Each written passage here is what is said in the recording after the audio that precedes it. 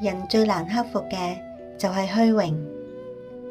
俄國文豪 Leo Tolstoy 曾經講過，食慾係好難克服，性慾極難克服，而虛榮慾就幾乎無法克服。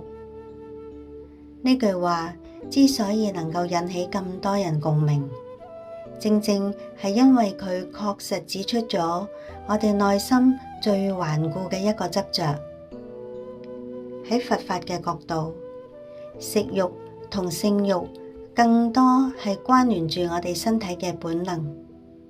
通過持戒同修行，我哋能夠逐漸咁去調伏。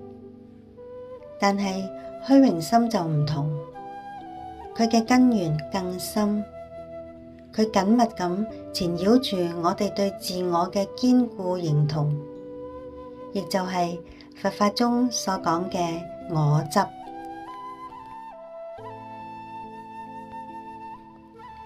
我哋渴望被認可、被讚美，害怕被輕視、被遺忘。我哋不經意咁用才華、用財富、地位，甚至係用大師咁樣嘅名聲嚟到去裝飾呢一個試圖證明自己嘅價值。但係你可曾諗過，呢個被我哋用如此真心去維護嘅我，本質上只不過係因緣和合嘅一種現象。佛陀喺《金剛經》裏面就講過，凡所有相，皆是虛妄。當我哋為呢個虛幻嘅自我形象而苦苦經營，患得患失嘅時候，煩惱就隨之而生啦。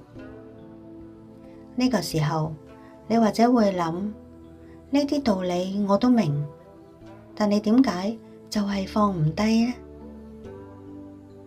因為虛榮時時都着住一件華麗嘅外衣，佢有時叫自尊，有時叫做上進心，亦有時叫做體面。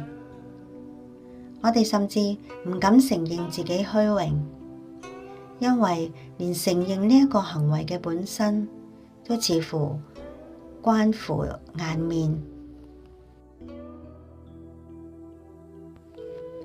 但係佛法嘅修行，並唔係要我哋否定喺世間嘅生活，而係引導我哋擁有看破幻象嘅智慧，真正嘅勇氣，始終直面內心嘅脆弱。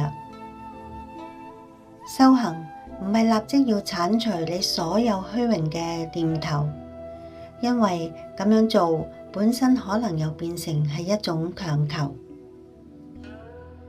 修行係培養一份清醒嘅覺察。當下一次你因為一句誇獎而沾沾自喜，又或者因為一句批評而心煩意亂嘅時候，你試下輕輕咁去覺察佢，睇下虛榮心又波動啦。唔隨之起舞，亦唔好嚴厲斥責，只係好似一個平靜安靜嘅旁觀者，睇住佢升起，又睇住佢消散。喺呢種反覆嘅覺察中，內心會逐漸生起一種唔被外界所動搖嘅定力。